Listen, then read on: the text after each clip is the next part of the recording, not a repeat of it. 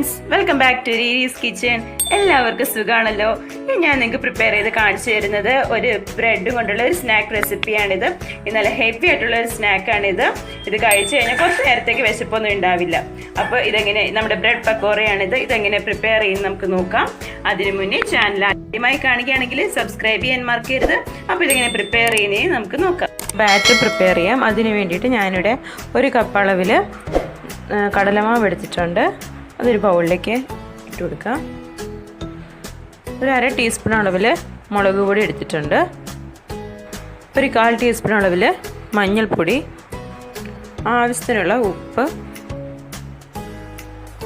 ഒരു നുള്ള് അയമോദകം അല്ലെങ്കിൽ കാരം സീഡ്സ് എന്ന് പറയും,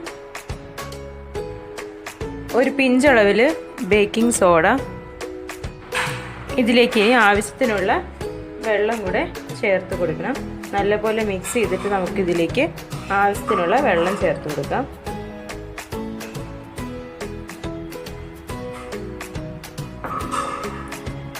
ആവശ്യത്തിനുള്ള വെള്ളം ഒഴിച്ച് നല്ലപോലെ ഒന്ന് മിക്സ് ചെയ്ത് ഒരു ബാറ്റർ പ്രിപ്പയർ ചെയ്യണം. നമുക്ക് ഒരുപാട് തിക്കുമല്ല എന്നാൽ ഒരുപാട് ലൂസും അല്ലാത്ത രീതിയിലുള്ള ഒരു ബാറ്ററാണ് നമുക്ക് വേണ്ടത്. ഇങ്ങനെ മതിയാകും. നല്ലപോലെ കട്ടയൊന്നും ഇല്ലാതെ നമ്മൾ നല്ലപോലെ അത് മിക്സ് ചെയ്തെടുക്കണം. കട്ടയെല്ലാം ഉടച്ചിട്ട് നല്ലപോലെ മിക്സ് ചെയ്ത് എടുക്കണം. അപ്പോൾ ഈ ബാറ്റർ ഒരു 5 മിനിറ്റ് നമുക്ക് മാറ്റി വയ്ക്കാം.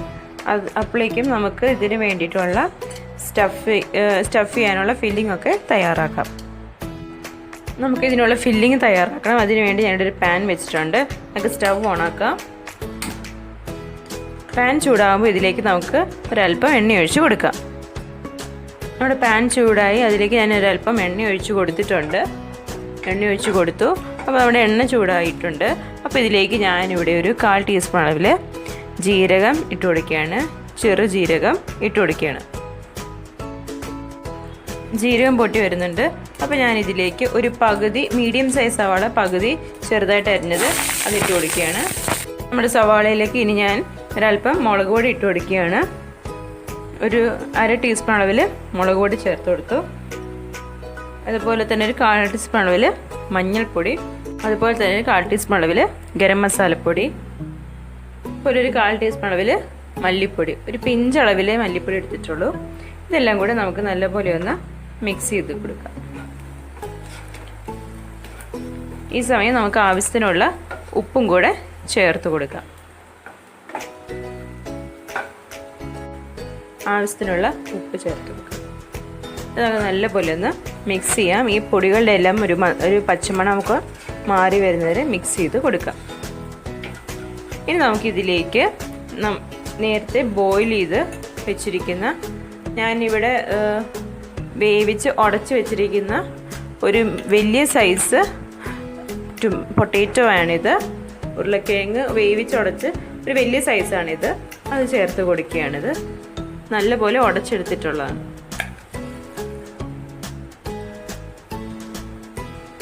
അതും കൂടി ഇതിലേക്ക് നമുക്ക് ചേർത്ത് കൊടുത്തിട്ട് നല്ലപോലെ ഒന്ന് മിക്സ് ചെയ്യാം.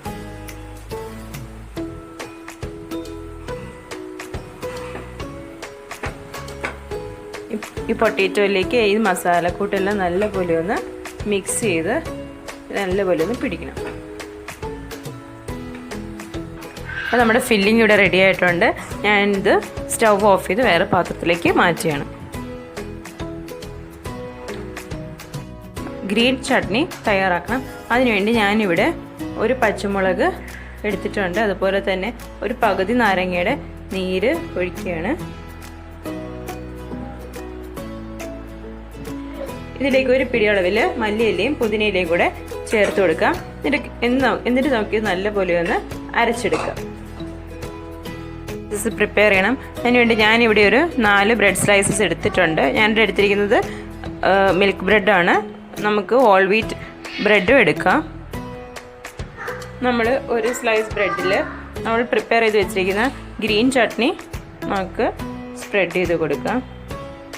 ഞാൻ ഗ്രീൻ ചട്നി പ്രിപ്പയർ ചെയ്യാൻ നേരത്തെ ഒരല്പം ഉപ്പും കൂടെ ചേർത്തിട്ടാണ് ഇത് മിക്സിയിലിട്ട് അരച്ചത്.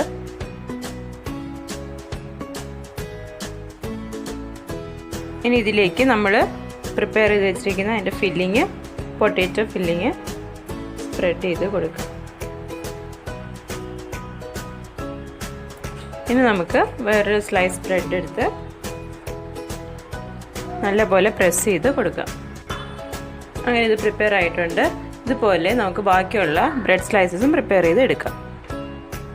ഇനി നമുക്കിത് ഫ്രൈ ചെയ്തെടുക്കണം. അതിനുവേണ്ടി ഞാനിവിടെ ഒരു ഫ്രൈയിങ് പാൻ വെച്ചിട്ടുണ്ട്. അപ്പോൾ ഇത് ചൂടാകുമ്പോൾ നമുക്കിതിലേക്ക് എണ്ണ ഒഴിച്ച് കൊടുക്കാം. ഫ്രൈ ചെയ്തെടുക്കാൻ ആവശ്യത്തിനുള്ള എണ്ണ ഒഴിച്ച് കൊടുക്കുക. എണ്ണ നല്ലപോലെ ഒന്ന് ചൂടാവട്ടെ, നമുക്ക് വെയിറ്റ് ചെയ്യാം. എണ്ണ നല്ലപോലെ ചൂടായിട്ട് വേണം നമുക്കത് ബ്രെഡ് ഇതിലേക്ക് ഫ്രൈ ചെയ്ത് എടുക്കാനായിട്ട്. നമ്മുടെ എണ്ണ നല്ലപോലെ ചൂടായിട്ടുണ്ട്. അപ്പോൾ നമുക്ക് നമ്മുടെ ബ്രെഡ് ബാറ്ററിൽ മുക്കിയിട്ട് ഇതിൽ പൊരിച്ചെടുക്കാം.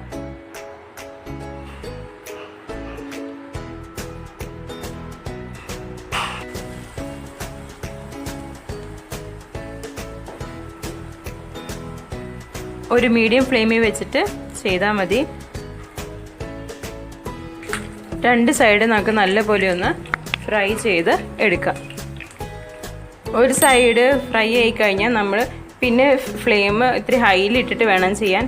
കാരണം ബ്രെഡ് ആയതുകൊണ്ട് പെട്ടെന്ന് എണ്ണ കുടിക്കും. അതുകൊണ്ട് ഇത്തിരി ഹൈ ഫ്ലെയിമിലിട്ടിട്ട് വേണം ചെയ്യാനായിട്ട്.